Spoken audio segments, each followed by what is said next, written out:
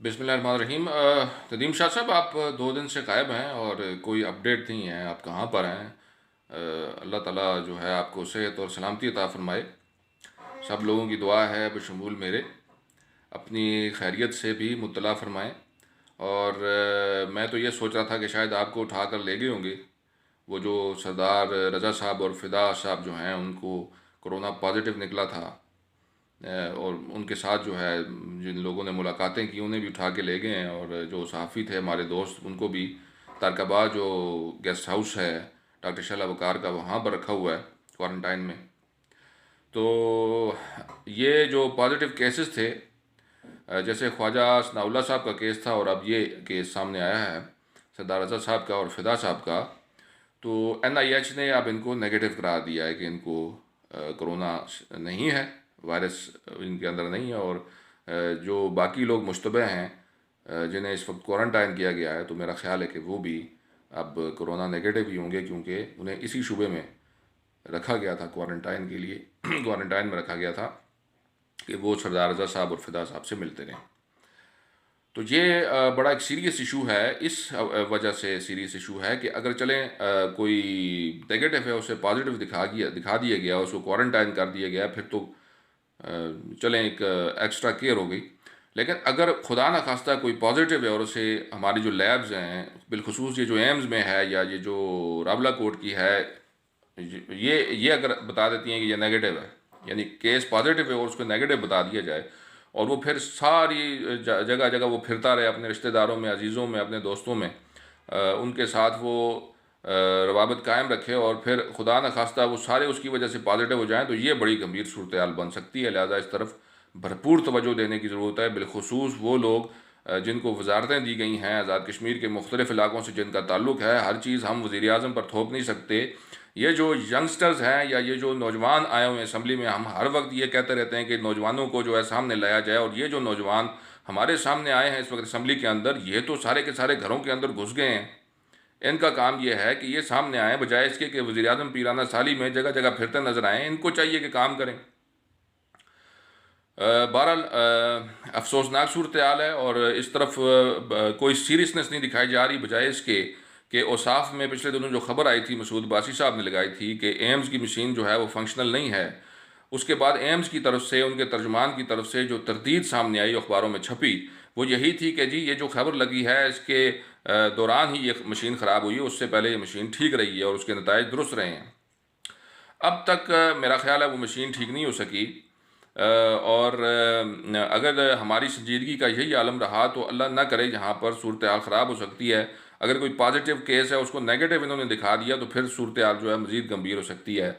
इस तरफ सीरियसनेस दिखाने की ज़रूरत है, बजाय इसके कि आप लोगों को थ्रेट करना शुरू हो जाएं और ये कहें जी कि ख़बरें गलत दी जा रही हैं। खबर बिल्कुल ठीक दी जा रही है। मेरा ख्याल है जो खबर मसूद बासी साहब ने दी थी, अभी तक वो उस खबर पर कायम है, और अभी जो मशीनों की सूरत हाल है वो भी हमारे सामने है।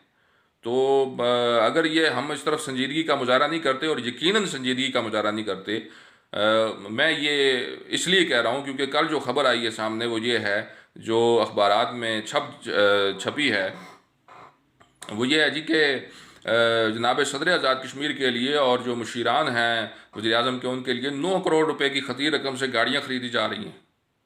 यानी ये इस कदर वाहियात किस्म की खबर है। ये जो हरकत है, मैं तो समझता हूँ कि मौजूदा जो सूरत हाल है उसके अंदर जो एमरजेंसी की सूरत हाल है, लोगों को खाने पीने के लाले पड़े हुए हैं और ये याशियाँ इनकी ख़त्म नहीं हो रही। ये इस कदर अब इसके लिए मैं क्या अल्फाज इस्तेमाल करूँ यहाँ इस अपनी वीडियो में। ये इस वक्त जो इमरजेंसी की सूरत हाल है, लोग अभी भी, मैं जहाँ से गुज़रा हूँ वहाँ पे बहुत सारे सफ़ेद पोश लोग, जिनमें से एक दो ने मुझे कान में ये बात बताई कि जी हमारे लिए कोई बंदोबस्त करें, हमारे साथ हमें वो हमारे पास राशन नहीं है। यानी आप सूरत हाल की जो ग्रेविटी है उसको देखें कि किस कदर गंभीर सूरत हाल है, और यहाँ पर अयाशियाँ ही ख़त्म नहीं हो रही हैं। यानी ये इतनी बेशर्मी का मकाम है कि मुझे तो हैरत हो रही है कि इस मौके पर ऐसी बात का सामने आना इंतहाई शर्मनाक है। और یہ جو سارے لوگ ہیں، یہ مشیر ہیں یا ایون جو صدر آزاد کشمیر ہیں جو کہ سربراہ ہیں پوری اس آزاد ٹیریٹری کے، اگر وہ یہ ششکے جو ہیں اس کے پیچھے پڑے ہوئے ہیں تو پھر ہمیں تو میں یہ سمجھتا ہوں کہ یہ جو ہماری جو ساری جو صورتحال ہے سیاسی، اس پہ غور و خوض کی ضرورت ہے، اس کو دوبارہ اس کو ریکنسیڈر کرنے کی ضرورت ہے۔ میں سمجھتا ہوں کہ اس طرح کی جو سیاسی لاٹ ہے ہمارے پاس، یہ جو آئندہ ہے یا جو پچھلی گزر گئی ہے، یہ تو ٹوٹل نان سیریس ان کا ایٹیچیوڈ ہے۔ بہت بڑے بڑے سانحات گزر گئے، ان کا ایٹیچیوڈ تبدیل نہیں ہو رہا۔ 2005 کا زلزلہ ہم نے دیکھ لیا، اس کے بعد یہ ریسنٹلی جو لاک ڈاؤن ہوا 5 اگست کا مقبوضہ کشمیر کے اندر، وہ ہم نے دیکھ لیا، ان کی سیریسنس اس وقت دیکھ لی۔ اس کے بعد جناب وزیر اعظم نے 4.5 کروڑ روپے کی گاڑی خریدی اسی دوران، اور اب یہ ہم نے دیکھا ہے 9 کروڑ روپے کی گاڑیاں۔ تو یہ تو ہائٹ آف نان سیریسنس ہے، اور یہ تو بالکل ٹالریٹ نہیں ہونی چاہیے یہاں پہ لوگوں کی طرف سے کہ بھائی یہ اگر اس طرح کا عیاشی کا اڈا یہاں پہ بنا ہوا ہے۔ اور دوسرا یہ ہے کہ جو ہم ریکویسٹ کیے جا رہے ہیں کہ بھائی وہ NOC دی جائے ورلڈ فوڈ پروگرام والوں کو، وہ بھی نہیں مل رہی ہے۔ تو یہ پتہ نہیں پھر کیا سوچ رہے ہیں، اللہ جانے۔ میں تو حیران ہوتا ہوں ان لوگوں کی جو سوچ ہے اس کو دیکھ کر، ان کی حرکتیں دیکھ کر، تو مجھے تو عجیب حیرت ہوتی ہے۔ اور رمضان کا مہینہ ہے، ہم اس سے زیادہ اب کیا کہیں؟ مجھے بتائیں، یہ سنجیدہ جو طبقے ہیں، سوچ بچار والے لوگ ہیں، ان کو یہ دیکھنا چاہیے کہ یہ کیا ہو رہا ہے۔ جی بہت شکریہ فیصل صاحب۔ سب سے پہلے تو یہ بتاؤں کہ طبیعت تقریباً 2 دن سے ناساز تھی، لیکن الحمدللہ بالکل بہتر ہوں اور ٹھیک ہوں، صحت مند ہوں۔ اور باقی محکمہ صحت عامہ والوں کو پتہ نہیں تھا کہ میری طبیعت خراب ہے، ورنہ وہ ضرور مجھے اٹھا کے لے کے جاتے اور میرے خون کے نمونے لے کر راولہ کوٹ لیبارٹری میں بھجوائے جاتے، اور وہاں سے مجھے کرونا پازیٹیو قرار دیا جاتا، اور پھر میں کرونا پروٹوکول انجوائے کرتا جو حکومت کی طرف سے صحافیوں کو اور دیگر لوگوں کو دیا جاتا ہے۔ اس کے حوالے سے ویڈیوز بھی منظر عام پہ آئی ہیں۔ ان ویڈیوز کو جھٹلانے کے لیے ایک اور ویڈیو منظر عام پہ آئی، اور اس ویڈیو میں جو بیان جو صفائی والے بھائی تھے انہوں نے دیا، وہ بیان ہی بذات خود اگر اس کو بنظر عمیق سنا جاتا اور دیکھا جاتا، وہ خود ہی اپنے اندر سارے سوالوں کے جوابات لیے ہوئے ہے کہ کتنی کریڈیبلٹی ہے اداروں کی اور بیوروکریسی کی۔ اچھا، فدا حسین صاحب اور سردار رضا صاحب کا جو کرونا ٹیسٹ ہے وہ پازیٹیو آیا، اس کے بعد ان کی فیملیز، ان کے ساتھ دوستوں کو جو ان سے رابطے میں تھے، کوارنٹائن کیا گیا۔ اب سب سے پہلی بات تو یہ ہے فیصل صاحب کہ جب کسی کا کرونا پازیٹیو آتا ہے ٹیسٹ، تو اس کی مینٹالٹی کیسی ہوتی ہے، اس کی ذہنی اذیت کا آپ اندازہ لگا لیں، اس کے گھر والوں کی ذہنی اذیت کا آپ اندازہ لگا لیں۔ بذات خود جب یہ سارا معاملہ ہوا، ان کے ٹیسٹ پازیٹیو آئے، تو میرے اپنی فیملی، جو میرے گھر، میرے بھائی جان، میری فیملی، میرے بچے، میری وائف، وہ خود میری طرف سے بڑے پریشان ہوئے۔ پھر میں نے بتایا کہ میں ان سے رابطے میں نہیں ہوں، لیکن بحیثیت صحافی میرا آنا جانا تو ہوتا ہے، تو میں خود بڑا ذہنی جو ہے کوفت مجھے اور ذہنی اذیت کا شکار رہا۔ لیکن مجھے جو کریڈیبلٹی تھی ان اداروں کی، مجھے اس کا علم تھا، مجھے اس کا پتہ تھا، لہٰذا میں اتنے زیادہ خوف زدہ نہیں ہوا۔ اب آپ اس چیز کا اندازہ کریں کہ ایک انسان ہے جو کرونا پازیٹیو نہیں ہے، اور اس کے بعد اس کا ٹیسٹ لیا جاتا ہے، پازیٹیو آنے کے بعد اس کی فیملی کی کیا حالت ہوتی ہوگی، اس کی اپنی کیا حالت ہوتی ہوگی، اور اس کے ساتھ جو ملنے والے لوگ ہیں ان کی کیا حالت ہوتی ہوگی۔ ہر ایک کے پاس طارق شاہین صاحب جتنے اختیارات نہیں ہیں، نہ ہی ان کے جتنے وسائل ہیں، اور نہ ہی ان کے جتنے پیسے ہیں کہ وہ لاک ڈاؤن میں بھی انٹری اور ایگزٹ کی پابندی ہونے کے باوجود بھی اسلام آباد الشفا انٹرنیشنل پہنچیں اور پہنچائیں اپنے ٹیسٹز کو اور کروائیں، اور وہاں سے نیگیٹو آئیں۔ آج جیسے کہ فدا حسین صاحب کا ٹیسٹ بھی نیگیٹو آیا، جتنے ساتھ صحافی دوستوں کا ٹیسٹ ہوا تھا وہ بھی نیگیٹو آیا۔ تو یہ ایک ایسا سوالیہ نشان ہے ہمارے محکمہ صحت عامہ پر، ہمارے پورے ایک نظام پر جو صحت کا ہے، اور پورے حکومت پر میں تو یہ کہتا ہوں.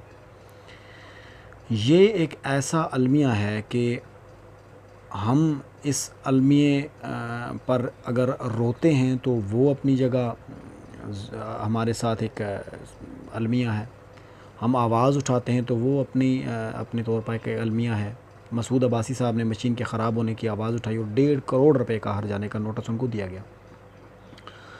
اب آپ یہ دیکھیں کہ ایک غریب صحافی جو دن رات سڑکوں کی خاک چھان کر ایک خبر نکالتا ہے اور خبر دیتا ہے، اور اس کے بعد اس کے خلاف ہر جانے کا نوٹس آتا ہے اور کہا جاتا ہے کہ ہماری عزت پر حرف آیا، آپ نے یہ بات کی ہے.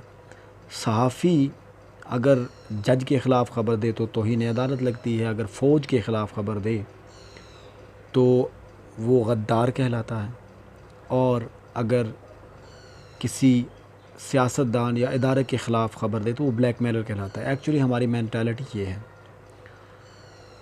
ہمارے ہاں پورے کا پورا نظام اتنا بوسیدہ ہو چکا ہے کہ اس کو چینج کرنے کا وقت آ چکا ہے. اور دوسرا جو آپ نے ایک جانب توجہ دلائی کہ کوئی 8 کروڑ روپے کی گاڑیاں حکومت آزاد کشمیر مزید منگوانے جا رہی ہے صدر آزاد کشمیر کے لیے اور حکومتی مشیران کے لیے. دیکھیں، ہمارے جو پریزیڈنٹ ہیں سردار مسعود خان صاحب، وہ سفارت کار رہے ہیں، انہوں نے سفارت کاری کی ہے. ایک دن کے شارٹ نوٹس پر جب وہ صدر بن رہے تھے تو ایک دن کے شارٹ نوٹس پر تمام ڈاکومنٹس تیار ہوئے، ٹھیک ہے، پشتنی certificate, I D card, XYZ وغیرہ. اس کے بعد جناب موصوف 4 سال سے صدر آزاد کشمیر ہیں، اور اکثر و بیشتر مسئلہ کشمیر اجاگر کرنے وہ بیرون ممالک کے دورے بھی کرتے ہیں، جہاں پر بیٹھ کر وہ انڈین ڈانس سے بھی محظوظ ہوتے ہیں. اس کے بعد جو ہمارے مشیران حکومت ہیں ان کی کریڈیبلٹی آپ کے سامنے ہے.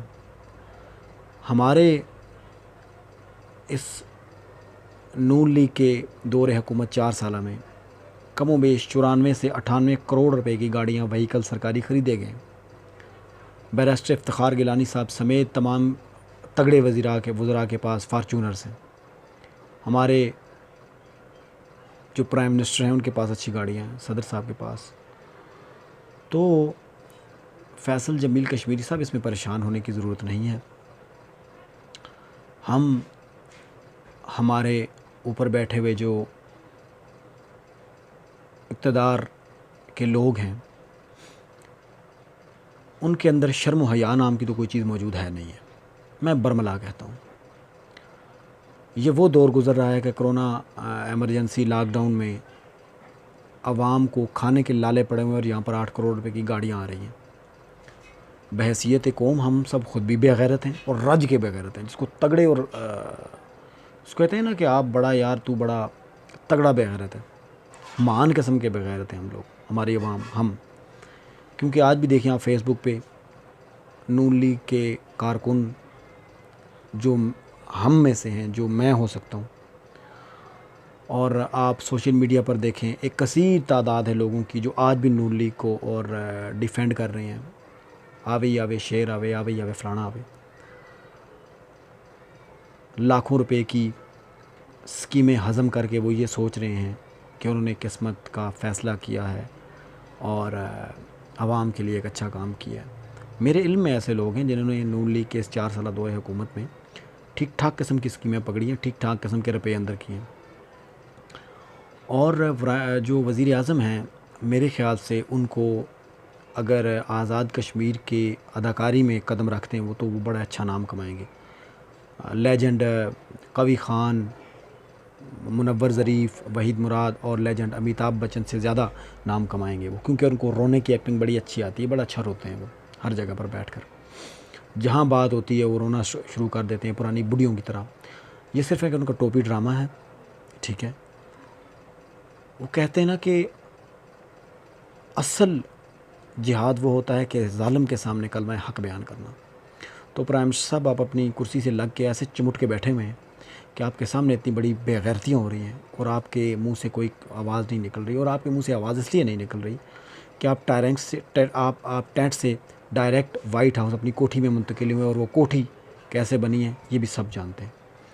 तो फैसल साहब, अल्लाह हमारे हाल पर, अल्लाह तमाम हमारे अवाम के हाल पर रहम फरमाए। और ये जो हुक्मरान हमको हमारे ऊपर मुसल्लत हैं, ये हमारे आमाल का शायद नतीजा हैं। अल्लाह पाक हमें आमाल ठीक करने की तौफीक अता फरमाए, और अल्लाह पाक अगर ये ठीक नहीं होते तो इन्हें अपने पास बुला ले। ये हमारे लिए एक बड़ा अच्छा इक़दाम होगा।